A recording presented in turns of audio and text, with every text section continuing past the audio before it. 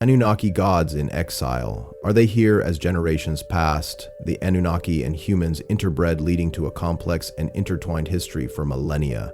The true story of our origins has been hidden and smothered by tons of stone, rubble, hardened mud, and dust. We've been wandering the earth, blindfolded by the oblivion of the past, and resigned to history textbooks from which we learn very little about what really happened in this planet's remote past, which holds many ancient secrets. And this would continue if men like Erich von Däniken and Zecharia Sitchin hadn't had the courage to expose important questions that pulled many out of the comfortable zone of ignorance. But it all started much earlier. Around 1840, English and French archaeologists made incredible discoveries. In the midst of excavations, they found palaces, temples, jewels, statues, the Royal Library of Ashurbanipal II, and inside it more than 25,000 clay tablets, all with cuneiform writings. These tablets reported everything: historical texts, poetry, astronomical records, mathematical formulas, commercial contracts, musical scores, and so on. The translators of the texts also discovered stories of men and gods, which they classified as mythology. As surreal as they seemed to them, however, something greatly intrigued the ancient scholars and discoverers of clay tablets. Many accounts described in them predated biblical Genesis and seemed to be the origin of the sacred texts. Many of us grew up indoctrinated by some of the Abrahamic religions, which are distinguished into three strands. Transcribed Judaism, Christianity, and Islam all are monotheistic and conceive of the God of sacred texts as the universal God and creator of all things, and all explain the origin of man from a mold of clay made by the hands of God himself. The biblical tale goes on to say that after his creation, man was put in the garden, hunting, swimming, sleeping, eating, and getting fat. Back in Eden, children were called by the names they received from their test tube parents. The boy was called Adamu, or Red, as the clay of the earth, and the girl Tiamat, the mother of life. They formed the first Adam and Eve couple reported in the biblical Genesis, and Eos is the one who was expelled from paradise for having tasted the fruit of knowledge. Adamu and Tiamat, as well as their clones, were sterile by birth as they were hybrids. The cunning serpent who bore the fruit for Eve was the brilliant scientist who conducted the entire experiment from the beginning. Enki, the Sumerian god of knowledge, Enlil called the Lord of Command, leader of the Earth mission, expelled the couple from the Garden of Eden, and who did so, disgusted by the direction the genetic experiment was taking. What was supposed to be disposable now had the power to multiply. His fear was that the creature had also been given the long life of the gods. This, in the long run, would pose potential danger to the outnumbered Elohim on Earth, but it was too late now. The reality was there for all to see, appreciate, and enjoy. All that remained was to go ahead with the plans to mine the gold, to make all the effort and all the sacrifice worth, perhaps never being able to return home. Enlil, with his typical military strategic mind, would look for a way to try to eliminate the new species at an opportune time and cleanse the earth of the wrong done. At that moment, he had decided to accept what fate had imposed, but he didn't want to see the bizarre terrestrial couple in front of him. He said to Enki, "Take them away, you treacherous serpent," or something like this. Hundreds of years later, the other Adam and Eve couple appeared. These were the parents of Cain and Abel in the book of Genesis. Cro-Magnon man, or archaic Homo sapiens, arose from the cross between the Anunnaki and the descendant of the laboratory-bred specimen. Once again, we will have the interference of the serpent of Eden. Enki realized that with time and constant consanguineous relationships, his precious experiment was somehow regressing to the primitive stage, and so he began to look for a solution to the case. The recourse was to have himself sexually related with two females descended from Adamu and Tiamat. The experiment, conducted amidst vegetation and under the shade of a tree, soon paid off. From the females, offspring were born, a boy and a girl. Both hybrids perfected to a higher degree. They were more graceful, intelligent creatures, and though still somewhat rustic, a step before they became what we are today. Enki kept this experience a secret for as long as he could. It told everyone that the new species of terrestrials had arisen naturally in the desert. He named the boy Adapa and the girl Titi. They were raised by himself and his wife, and were loved as children by her.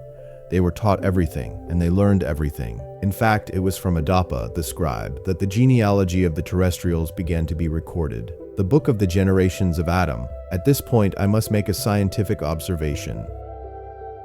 Genetic studies that analyze fossil DNA from Neanderthal women and mitochondrial DNA, which is passed exclusively from mothers to children of both sexes, concluded that we share 5% to 0% of the DNA with Neanderthals. Now doing the analysis from the Y chromosome, the researchers have observed that apparently their DNA has not been passed on to modern humans, which makes sense, since here I've been proposing that the owner of the Y chromosome is an Anunnaki. Tablets contain historical texts, poetry, astronomical records, mathematical formulas, commercial contracts, sheet music, and so on. The translators of the text also discovered stories of men and gods, which they classified as mythology. Later it was with Adapa who related and had children. The Nephilim, the famous fallen angels, who had nothing of fallen as they did not fall, but landed. After the flood, a natural catastrophe and not a punishment from God, but one that Enlil knew how to use to try, without success, to exterminate the aberration generated by original sin,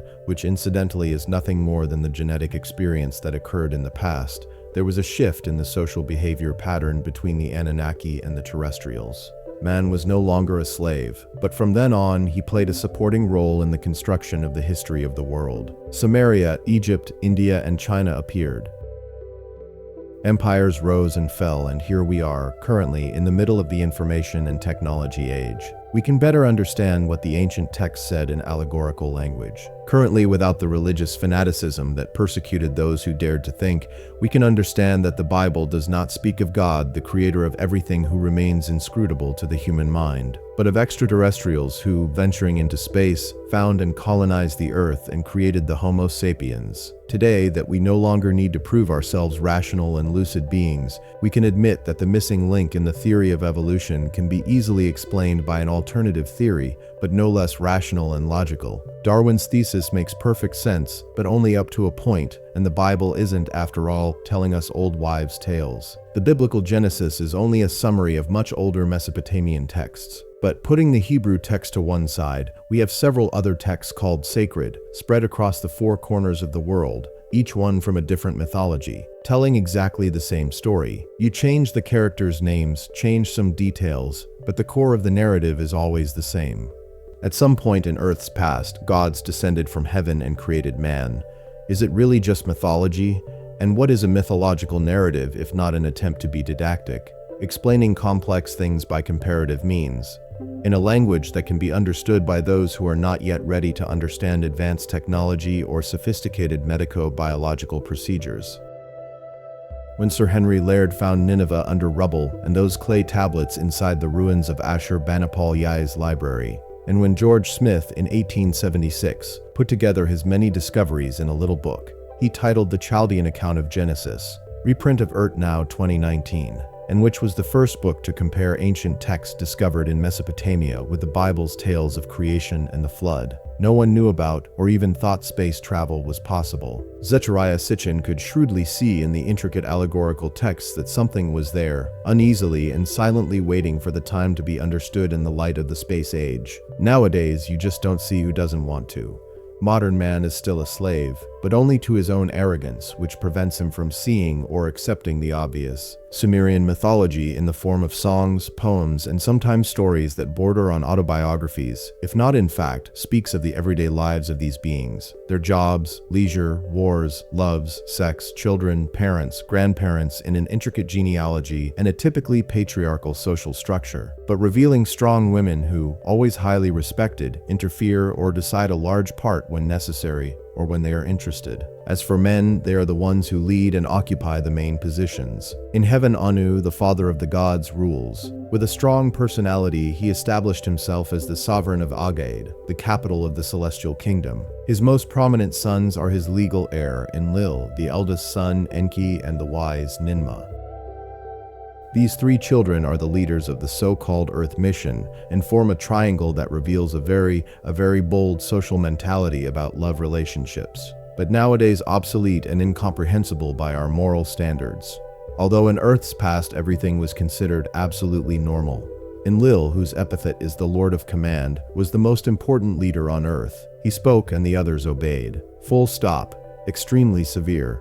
He accumulates administrative and military functions, and he was the one who puts the house in order. Enki, whose epithet is the Lord of the Earth, is the lead scientist of the genetic experiment that generated the primitive worker.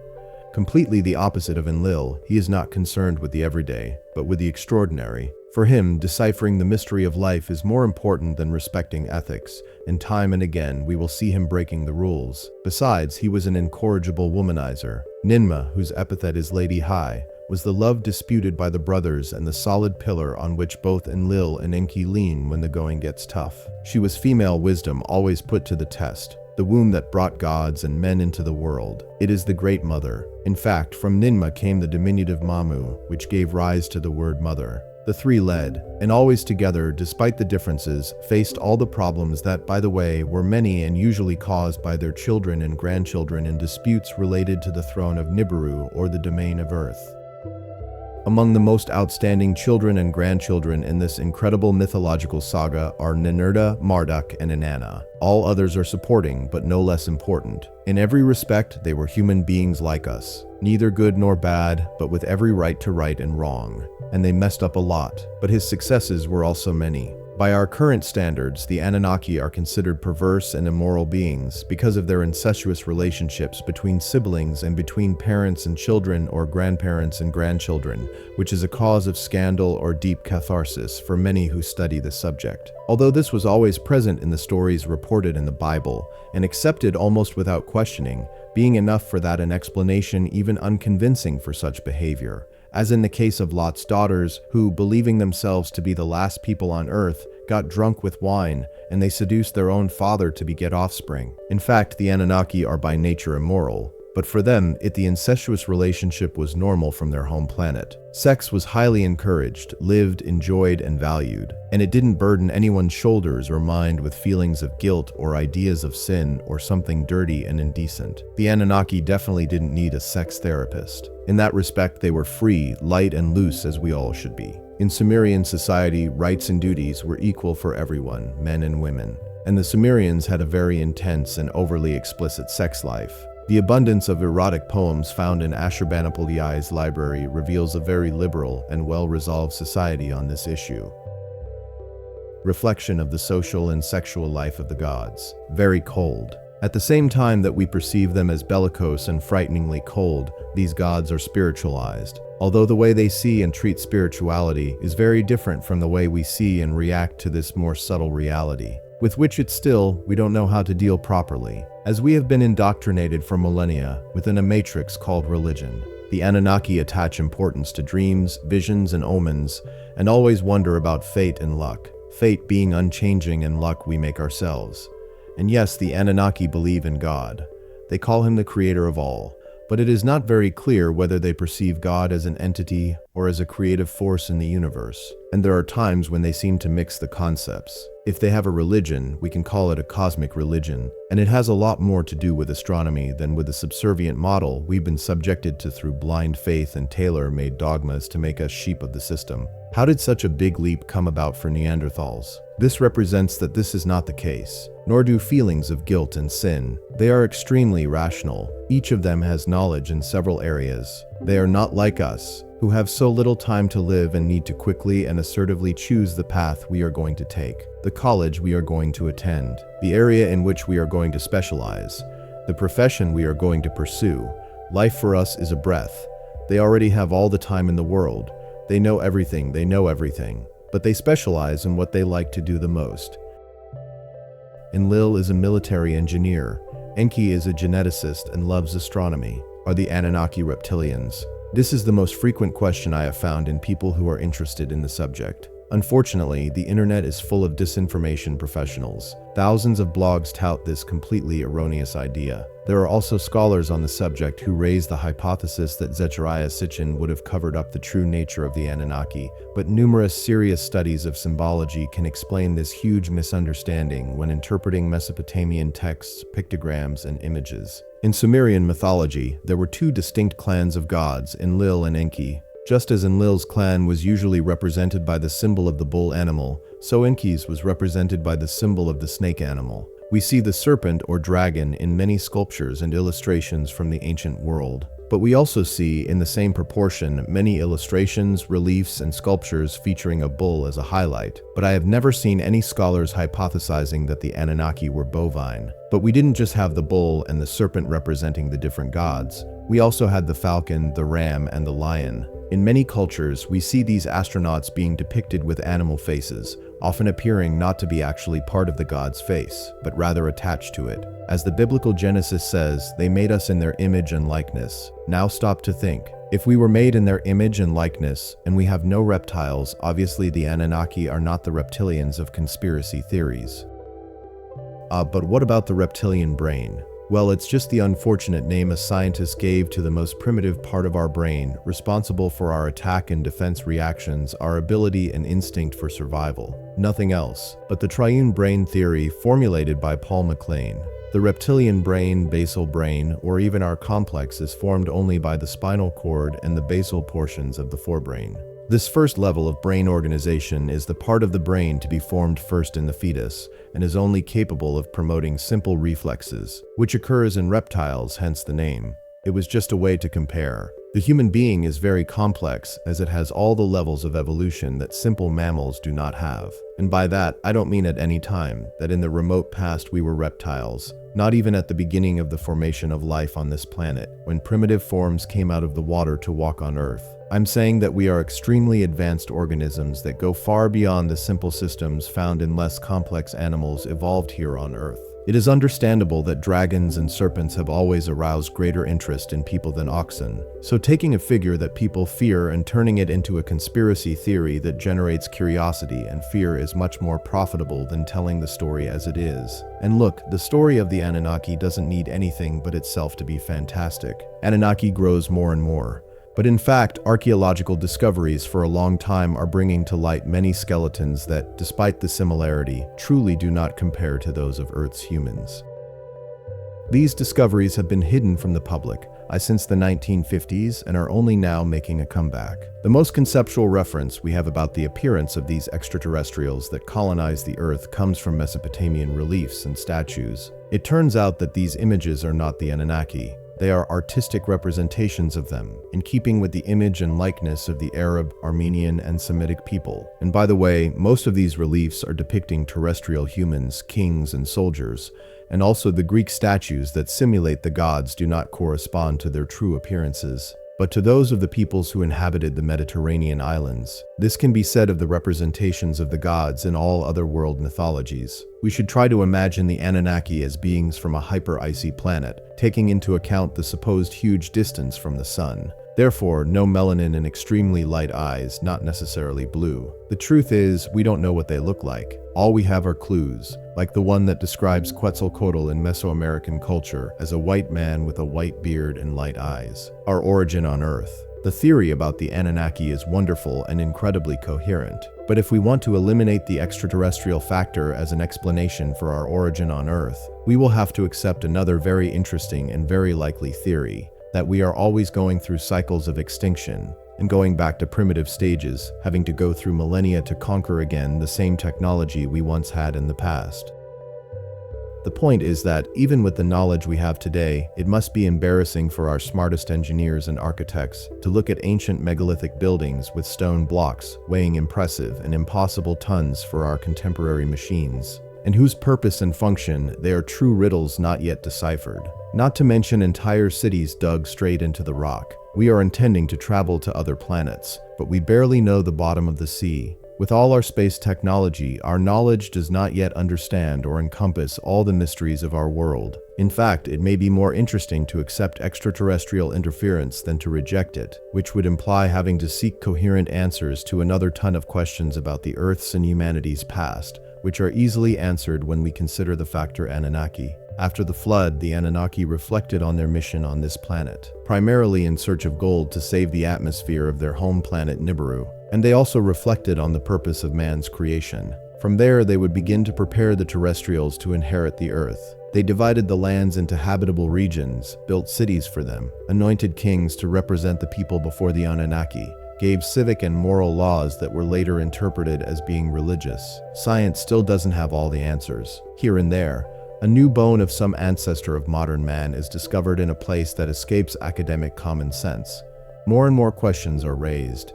New possibilities are explored. They taught everything that man needed to move forward. Mathematics, geometry, medicine, music, sports, literature, law, the arts, etc.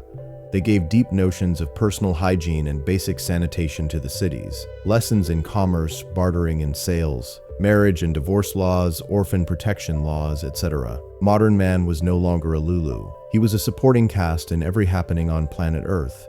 He was king, priest, teacher, father of the family, soldier, general. He fought alongside the Anunnaki in wars provoked now by the gods, now by men. Some men felt they no longer needed the gods and decided to face them by invading sacred territories. Sacred because they were the domain of the Anunnaki alone, such as the spaceport on Mount Sinai. The gods tried to stop the insurgency with quite violent methods, dropping so-called weapons of terror, perhaps nuclear bombs, on the so-called sinful cities. We see, for example, the cities of Sodom and Gomorrah mentioned in the Bible, and Mohenjo-Daro in Hindu legends.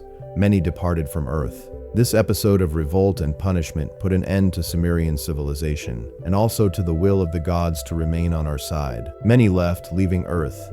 Some stayed and continued like Marduk, who had close ties to earthly humanity, even marrying an Earthwoman, a Cro-Magnon. She was Sarpanit, the daughter of Enki, the biblical Enoch. But others have also married Earthwomen, and it can no longer be said that the generations arising from these relationships are the same as those of primitive workers, the primordial Lulus. So when I see in many blogs, books, and study groups about the Anunnaki comments like "we are cattle," "we are Lulus," "we were created for slavery," "we are manipulated by evil and cruel beings," and so on, I realized that there was a misunderstanding of the ancient texts brought to light through the studies of Zechariah Sitchin, or even a tendency towards victimization very common today. All I have to say is let go of the past. Forgive me, lift your head and move on. You are no longer a Lulu. You and I are not that first primitive worker. We are blessed beings that, emerging crookedly, we become advanced beings, spiritualized, intelligent, and capable of conquering worlds, just as our creators did in the past, colonizing our planet. We've earned our place in the universe, but we still need to learn how to deal with it. The Anunnaki made us in their images and likenesses, and we generally boil that phrase down to the physical aspect. We understand that we were created in an image similar to that of the Anunnaki, and that's it. However, the meaning is broader. In the experience that brought Homo sapiens into the world, Enki, Ninhursag, and Ningishzida, some of the most important leaders present in Earth mission, made splendid combinations in our DNA. There is a passage in the clay tablet texts referring to the creation of Adamu, where Ninhursag, a little drunk and cheerful, philosophizes, "How good and how bad can I make man?" Anyway, the Anunnaki made us equal to them in all but one respect: longevity. We do not eat from the tree of life. Therefore, the eternal life of the gods was not given to us. This is something we will have to conquer, and we are not far from it. Our technology and medicine are advancing by leaps and bounds, hitting, and like the Anunnaki, man reveals the same way of thinking, feeling, and acting. Like the Anunnaki, we love, hate, laugh, and cry, feel physical pain and mental anguish, feel sexual desire, passion, suffer for love, and rejoice in a child's smile. Like our creators, we feel fear, courage, ambition, tenderness. We plan and execute a project. Anyway, we choose what seems to be the best way. We make decisions wrong and right. We build and destroy. We are ingenious. And also like them, we promote war and peace. In everything we are to their images and similarities. May man remember that he is also God, or if it isn't already, it will become one. For better or for worse, we will fulfill our cosmic role. We are starting an adventure through space, and in time we will conquer worlds. Over time we will create other beings in our images and similarities. And yes, our motives will be as selfish as the Anunnakis were. After all, God writes straight with crooked lines, goes the popular saying. Growing up hurts, and the future will repeat the past. It is the evolutionary process from sphere to sphere, the ladder to heaven. It seems strange, the idea of being descendants of aliens so different from who we are, and how we understand ourselves as a civilization, with behavioral patterns that diverge as geography changes, and that we never stop to think about why. What for the West is a scandal, for the East it is normal. We just need to understand that. Even now, we are the result of a society that once functioned differently, governed by rules from another world, a world far away from here, free will. Things are still changing, which is why we are living in an era of so much conflict about all of this. But little by little, we are creating our own world, our way of seeing things and dealing with them. We were made in the image and likeness of the Anunnaki, but we don't necessarily need to follow the same steps. That's what free will is for. Anyway, we are at a point of planetary evolution, where defining what our society will be like in the future is part of our responsibility as a human race.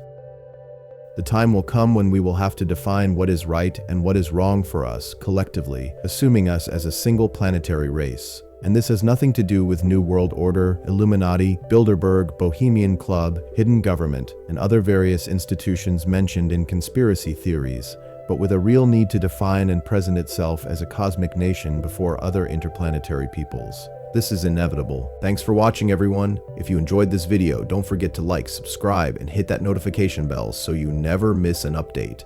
Drop a comment below with your thoughts. I love hearing from you. Check out more videos on the screen, and I'll see you in the next one. Take care.